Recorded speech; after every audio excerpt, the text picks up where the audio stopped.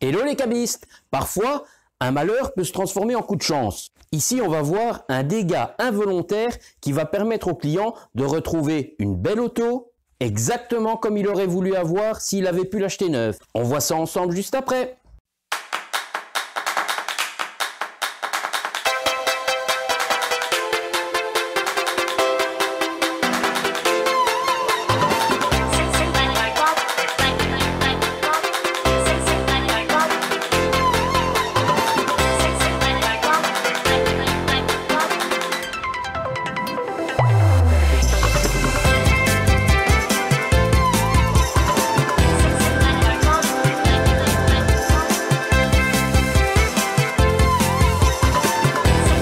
Bonjour à toutes et à tous et bienvenue chez l'expert du cabriolet.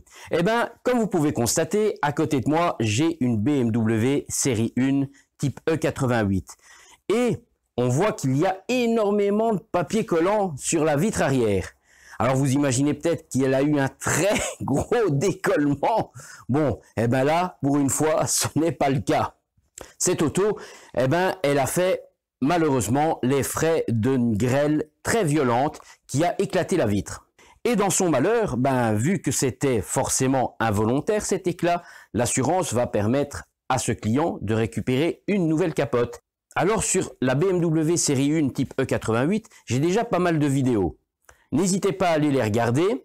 Sur celle-ci, je vais dire on est plutôt sur quelque chose de standard, puisque ce ne sera pas ni une réparation, ni une remise en état, ni un entretien avec recoloration, quoi ou qu'est-ce. Ça va être un remplacement de capote purement et simplement en bonne et due forme. Je vais donc pouvoir faire un beau travail comme d'origine. On va quand même aller regarder ça d'un peu plus près. Voilà donc notre BMW série 1. Alors là, on voit que le client, il n'y a pas été de main morte avec le papier collant. Il en a mis vraiment partout. Bon, vous me direz, la vitre avait complètement éclaté, donc on peut voir qu'il a essayé de mettre un plexi pour dire de gagner un peu de visibilité, enfin à la limite un peu de clarté, mais au final son petit rectangle là de 10 sur 40, il apporte pas grand chose comme lumière à l'intérieur et à mon avis il ne lui permet pas de regarder grand chose à l'arrière. Alors on peut voir que la capote, il a un peu de chance quand même quelque part parce qu'elle avait déjà des belles traces d'usure. Bon, elle n'est pas neuve, c'est pas une voiture de l'année, elle a déjà quelques années devant elle. On peut voir les traces d'usure, les marques de pliage, pas mal de petites traces de vieillissement. Alors rien de vraiment très très méchant en somme. On peut voir que sur le côté, notre ligne, elle est encore, on va dire, correcte. Donc c'est une capote qui devait certainement être dans son jus, avec un peu de vieillissement, vu l'âge et l'utilisation. Et si on s'approche, je ne sais pas si vous vous rendez compte, la capote n'a pas l'air noire. En fait, on est sur une capote qui est ce qu'on appellerait mouchetée, en fait, qui a un reflet grisonnant, parce que, on va regarder de tout près, en fait, cette trame, elle est un fil blanc et un fil noir. J'espère qu'on le voit quand même bien. Et du coup, cette trame de un fil blanc, un fil noir donne ce rendu visuel un peu grisonnant. Alors on aime ou on n'aime pas. Cette option, elle avait forcément été demandée par le premier propriétaire, celui qui a acheté la voiture neuve. Le propriétaire actuel, apparemment, il n'était pas super fan parce que, vu le problème au niveau de sa vitre qui a éclaté grâce à la grêle, je dirais, et que l'assurance va lui permettre de récupérer une nouvelle capote, il en profite pour remettre une capote noire, du standard, du classique. C'est vrai que quelque part c'est plus facile pour l'entretien, si éventuellement un jour il y a une recoloration ou un problème quelconque. Pratiquement tout ce qui est produit de réparation comme les petits mastiques d'étanchéité, des choses comme ça, c'est toujours noir. Donc là-dessus, forcément, ça se verrait. On voit déjà que la trace d'usure qui devient plus sombre et se noircit ressort très très fort par rapport à ce coloris qui est blanc et noir. Alors après, de l'autre côté, qu'est-ce qu'on a? La même chose, traces d'usure, c'est symétrique, on a les pliages, on a les zones abîmées, mais rien de vraiment extrêmement méchant. Effectivement, on a déjà vu ici à l'atelier certaines séries 1 qui sont très très très abîmées, très très très marquées. Ici, on ne le voit peut-être pas, je vais quand même vérifier en enlevant un petit peu. Il y a une zone où on a toujours un petit trou, beaucoup de séries 1 longs. Eh ben, étonnamment, celle-ci ne l'a pas. Non, non, non, non, non. Ah, si. En fait, on avait un tout début. Il n'est pas énorme, hein, mais bon, c'est le défaut de ces autos-là. Il y a, quand on décapote et qu'on recapote, on a vraiment un endroit où la toile vient se faire pincer par le mécanisme, et une fois, deux fois, 10 fois, 100 fois, et au final, ben, ça mâchouille un petit peu la toile et ça finit par faire un trou. Ici, ben, apparemment, ben, l'état le montre aussi, hein, c'est pas une capote à mon avis qui a dû être utilisée de manière excessive, ou du moins plus que de raison, et du coup, ben, malgré qu'elle a de l'âge, elle est encore, je vais dire, elle l'était, je devrais dire, dans un état encore bien conservé pour son âge. Mais ici, tout ça n'a plus aucune importance, puisque la vitre est éclatée. Comme je l'ai déjà dit, une vitre verte, ça ne se remplace pas sur ces générations modernes. Toutes les générations après les années 2000, à part quelques exceptions évidemment, mais la grande majorité des capotes vitre vert collées sur toile, c'est une seule pièce. La capote, c'est la vitre c'est la capote. Quand vous avez un dégât à la vitre, comme ici, qui a éclaté par la grêle, c'est une nouvelle capote. Si on vous vandalise la toile de manière irréparable, c'est une nouvelle capote. Et forcément, dans les deux cas, c'est toile et vitre. Donc ici, raison pour laquelle le client s'est permis de reprendre une capote noire et plus le coloris qui était d'origine sur l'auto, puisqu'il avait envie et qu'il préférait du tout noir. Et voilà, un petit travail tranquille pour une fois. J'ai donc dû effectuer le remplacement de la capote parce que la vitre arrière avait été brisée par la grêle. Et par la même occasion, le client a demandé à avoir une capote toute noire, plus celle qu'il avait d'origine, qui était une sorte de grise avec en fait une trame blanche et noire. Donc le visuel un peu grisonnant, ce qu'on pourrait appeler moucheté. Donc voilà, on va aller jeter un petit coup d'œil sur cette capote remplacée. Voilà donc notre BMW série 1 type E88. C'est vrai que ça change tout, hein. Déjà, noir sur noir, c'est beaucoup plus uniforme et personnellement, je trouve que c'est plus joli. Alors du coup, on a retrouvé un vrai arrière de capote de série 1 avec une vitre sur laquelle on pourra voir à travers. Donc voilà, on peut constater qu'on a une toile bien tendue, aussi bien sur les arrondis, sur le haut. On va aller voir ça de plus près. On a nos côtés qui suivent parfaitement. Bon, heureusement, tout est neuf et on est sur une qualité origine. Si on regarde, on a bien notre petit logo BMW. Donc, on est vraiment sur l'original. On a vraiment notre toile parfaitement mise en place. Une belle tension sur le côté, en haut. On est vraiment tip top. Alors, on est sur une toile neuve. On va faire le petit test de la goutte d'eau. On peut voir que je me suis mis sur un côté où ça n'était pas bien plat. Je vais donc en remettre un tout petit peu sur la zone un peu plus plate.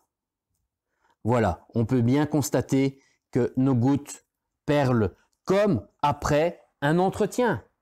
Si on fait bien l'entretien correctement en temps et en heure, on retrouve exactement le rendu visuel d'une toile de capote parfaitement neuve.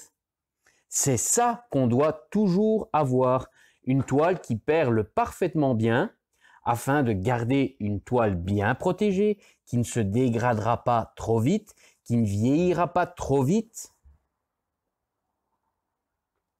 Donc voilà, on peut regarder d'un peu plus près de nouveau. On voit vraiment bien nos gouttes qui restent par-dessus le tissu. Elles perlent bien. On a vraiment pas mal de gouttes, des grosses, des petites, des moyennes. Tout perle parfaitement. On a pu voir la première qui était légèrement sur le côté un peu penché. Elle est partie comme une balle. Eh bien voilà, on peut constater que, comme à l'habitude, j'ai fait un travail comme d'origine. Ici, je disais, pour une fois, il n'y a pas vraiment eu d'imprévu. En fait, si, il y en a quand même eu un. Le ciel de toit sur la partie arrière, comme sur beaucoup de série 1, il était cassé. Bon, j'ai fait un petit système D, j'ai ma petite méthode pour remettre ça en place sans forcément remplacer tout le ciel de toit. Mais mis à part ce petit contretemps qui n'est pas vraiment quelque chose d'extrêmement complexe, vu que j'ai quand même l'habitude des séries 1, c'est pas ma première et ce ne sera certainement pas ma dernière. Donc voilà, ici on peut voir un joli avant-après avec un petit changement de coloris en plus en prime et qui n'est pas des plus mauvais goûts en plus, le noir sur cette auto-là. Moi je trouve que ça rend plutôt très bien.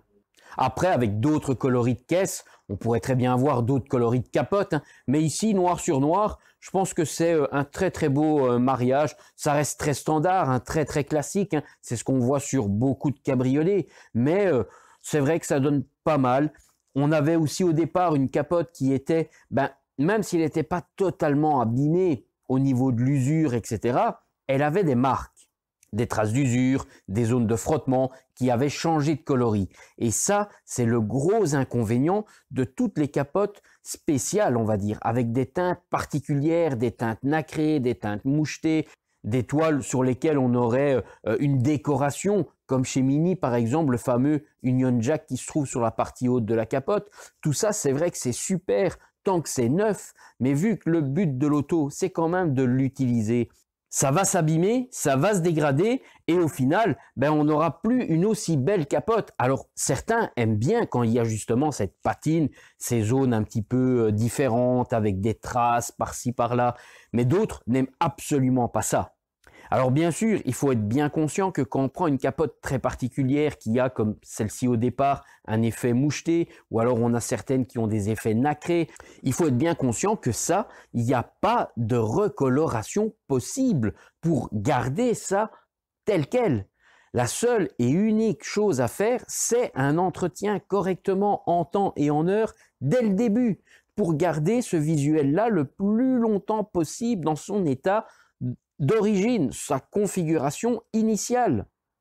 Mais comme la grande majorité, pour ne pas dire presque toutes, voire toutes, n'ont reçu aucune information à ce sujet-là, elles se sont toutes dégradées, elles ont toutes vieilli et parfois mal ou très mal vieilli. Résultat, le client ici, il était lassé d'avoir ces zones qui visuellement l'embêtait énormément puisqu'il n'y avait pas de marche arrière possible, les zones de pliage, il n'y a pas moyen de les faire disparaître. Tant qu'à faire, il s'est dit, pour qu'il y en ait de nouveau dans le futur, que ce soit noir sur noir, au moins ça sera moins voyant parce que les traces qui étaient visibles, ça l'embêtait plutôt beaucoup. Donc ici, certes, avec une capote noire, le jour où elles apparaîtront, c'est pas pour demain, ça sera un peu moins visible, mais ça restera visible. Il n'y a pas de secret. Il y a déjà assez bien de voitures qui sont passées avec des capotes noires sur lesquelles on voit bel et bien les belles grosses traces noires qui sont l'usure de la toile. Encore une fois, la seule et unique chose à faire pour ralentir, je dis bien ralentir le plus possible, c'est l'entretien de la toile de capote avec le produit adapté, les produits en temps et en heure. Il y a aussi un autre petit astuce, on peut dire, c'est de ne pas manipuler la capote 50 fois ou 100 fois sur la journée. Vous l'ouvrez et on essaye de faire le moins de mouvements possible. Alors, on ne va pas non plus se priver d'ouvrir ou de manipuler la capote, c'est pas ça le but. Mais l'exemple que je donne, c'est si on prend l'auto pour refaire 3 km, aller chercher le pain. On décapote, on fait les 3 km, on arrive, on referme. Il y a à nouveau 2 km pour aller chercher le journal, on réouvre, on va chercher le journal, on referme, on rentre dans la librairie, on prend le journal, on revient, on réouvre, on refait 3 km pour aller chercher autre chose et on fait comme ça à longueur de journée, ouvrir, fermer, pour des laps de temps très très courts.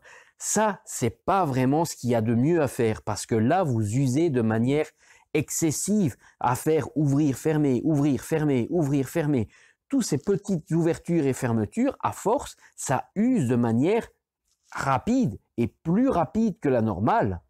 L'idéal, ça c'est dans le meilleur des mondes, c'est vous l'ouvrez une fois et vous la laissez ouverte toute la journée et vous la refermez le soir.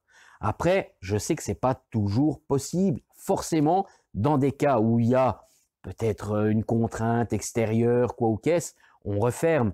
Mais même si on ouvre 2 ou 3 fois sur la journée qu'on fait les mouvements, c'est x2 parce que c'est ouvrir et fermer. mais ça restera relativement peu de mouvement. C'est ça qu'il faut essayer de faire le moins possible. C'est ça qu'il faut essayer de faire. Pas trop de mouvement et entretenir la toile de capote correctement en temps et en heure. Et de cette manière, vous ferez durer une belle capote au visuel impeccable le plus longtemps possible. Je vais revenir voir un petit peu mes gouttes et on peut voir que ça fait quand même déjà plusieurs minutes, 5 bonnes minutes, nos gouttes sont bien toujours là.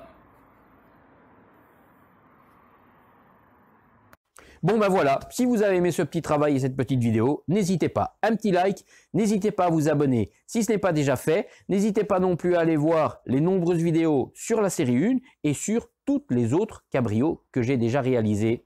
Allez, à la prochaine, ciao ciao.